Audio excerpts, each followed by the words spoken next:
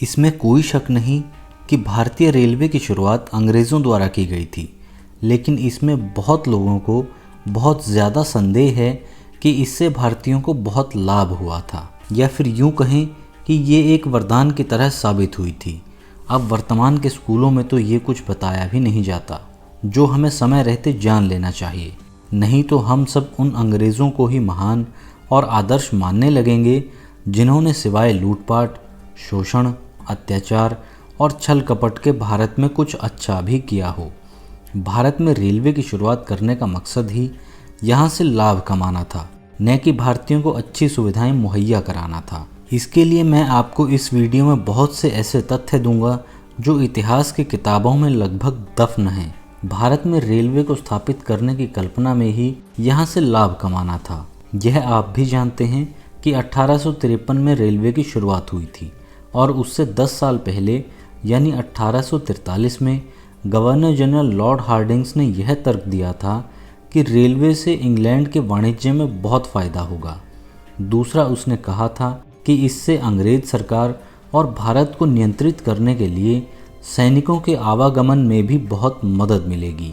और 10 साल बाद लॉर्ड डलहौजी ने भी ब्रिटिश सामान के भारतीय बाज़ार और यहाँ के कच्चे माल की सप्लाई के लिए रेलवे की भूमिका बताई थी। भारत का वो सारा भाग जो बंदरगाहों से काफ़ी दूर था, वहाँ तक पहुँचने के लिए निसंदेह रेलवे ने बहुत बड़ी भूमिका निभाई थी। इससे अंग्रेज़ों के लिए सस्ते मजदूरों की आवाजाही में भी काफ़ी लाभ हुआ था। शुरुआत से ही भारत में रेलवे को शुरू करना एक बहुत बड़ा षड्यंत्र था। चौंक गए ना आप? अब आगे सुनिए। ऐसा इसलिए था क्योंकि जो भी प्राइवेट फर्म रेलवे में इन्वेस्ट करती थी, उसे गारंटी के साथ उसकी पूंजी का 5% प्रति वर्ष लाभ दिया जाता था। मतलब यह था कि अगर आप ब्रिटिश भारतीय रेलवे में 100 रुपये का इन्वेस्ट करते हैं तो आपको अगले साल 105 रुपये गारंटी के साथ दिए जाएंगे। यह परसेंटेज भले ही आपको कम लगे, लेकिन उस ज़माने में यह लाभ की बहुत उच्च दर थी। ज़्यादा इन्वेस्ट का मतलब था ज़्यादा लाभ, और इसमें इन्वेस्ट करके ब्रिटिश निवेशकों ने बहुत धन कमाया था। सन 1850 और 1860 के दशक में रेलवे के प्रत्येक मील पर 18,000 पाउंड का खर्च दिखाया गया था, जो कि उसी समय अमेरिका में 2,000 पाउंड प्रति मील का था। यानी इसमें भी बहुत बड़ा घोटाला, क्योंकि जितना ज़्यादा निवेश दिखेगा उतना ही लाभ मिलेगा। रेलवे सिर्फ भारतीयों को छोड़कर सबके लिए एक शानदार षड्यंत्र था।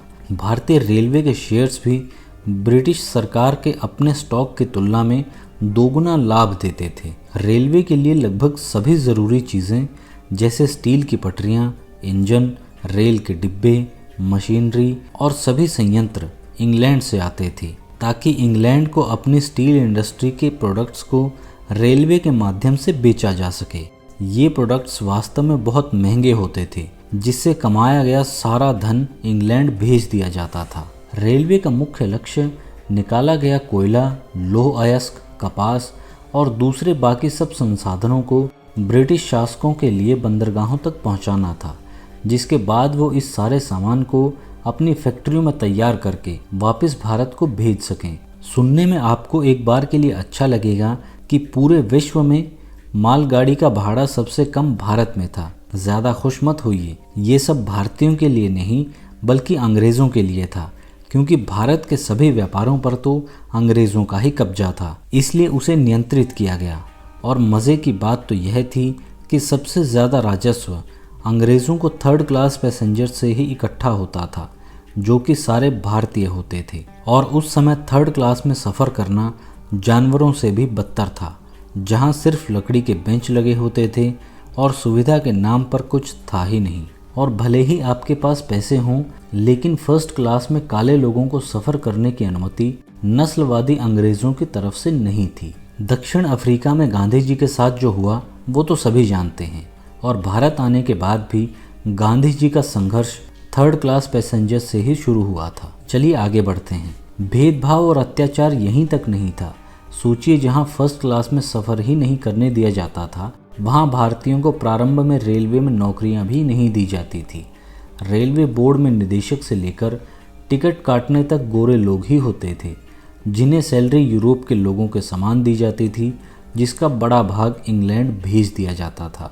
बहुत समय बाद जब अंग्रेज़ों को सस्ते नौकरों की ज़रूरत महसूस हुई तो भारतीयों को रेलवे में भर्ती किया गया, वो भी निम्न दर्जे की नौकरियों पर, और उन स्थानों पर जहां रेलगाड़ियों का आना जाना बहुत कम होता था। वो इसलिए कि अंग्रेज़ हमें बहुत अयोग्य समझते थे। 1870 में जब आर्थिक कारणों से पहली बार रेलवे के भारतीयकरण का प्रयास किया गया तो रेलवे अधिकारियों ने यह तर्क दिया कि एक यूरोपीय व्यक्ति के काम को करने के लिए 3 भारतीयों की आवश्यकता होगी।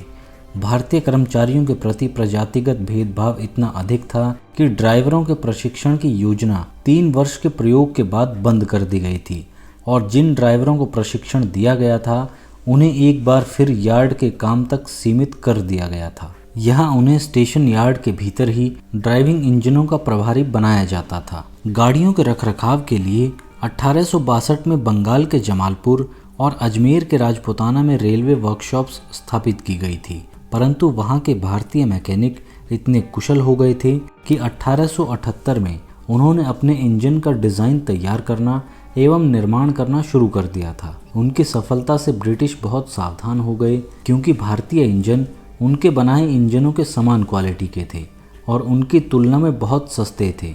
इसलिए ब्रिटिश शासकों ने 1912 में संसद का एक अधिनियम पारित करके उसके माध्यम से भारतीय वर्कशॉप्स द्वारा इंजन का डिज़ाइन एवं निर्माण को स्पष्ट रूप से असंभव बना दिया था। इस अधिनियम ने भारतीय कारखानों द्वारा वह किए जाने पर प्रतिबंध लगा दिया था जिसे वे 3 दशकों तक सफलतापूर्वक कर चुके थे। इसके स्थान पर उन्हें ब्रिटेन एवं अन्य औद्योगिकृत देशों से आने वाले इंजनों का रखरखाव करने मात्र की अनुमति थी। 1854 से लेकर 1947 के बीच भारत ने इंग्लैंड से लगभग 14,400 इंजनों का आयात किया और 3,000 इंजन कनाडा, यूएस और जर्मनी से आयात हुए, परंतु 1912 के बाद भारत में कोई इंजन नहीं बनाया गया। 35 वर्ष बाद स्वतंत्रता प्राप्ति के पश्चात भारत अपने पुराने तकनीकी ज्ञान को इतना पूरी तरह से खो चुके थे कि भारतीय रेलवे को ब्रिटेन के पास जाकर विनम्रतापूर्वक भारत में पुनः इंजन निर्माण का कारखाना लगाने के लिए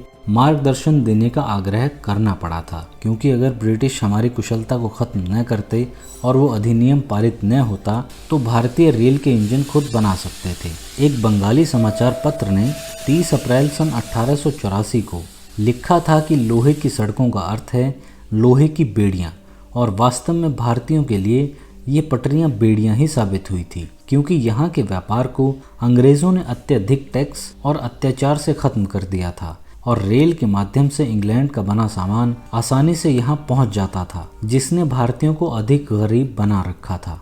जीवी जोशी, जीएम अय्यर, गोपाल कृष्ण गोखले और दादा भाई नौरोजी जैसे राष्ट्रवादियों ने 1890 में सार्वजनिक रूप से आवाज़ उठाकर सभी लोगों का ध्यान इस ओर आकृष्ट किया था कि भारत को रेलवे के लाभ कितने सीमित थे और कैसे इसके लाभ विदेश में विदेशियों को जा रहे थे और यह भारतीय राजकोष पर कितना बड़ा बोझ था।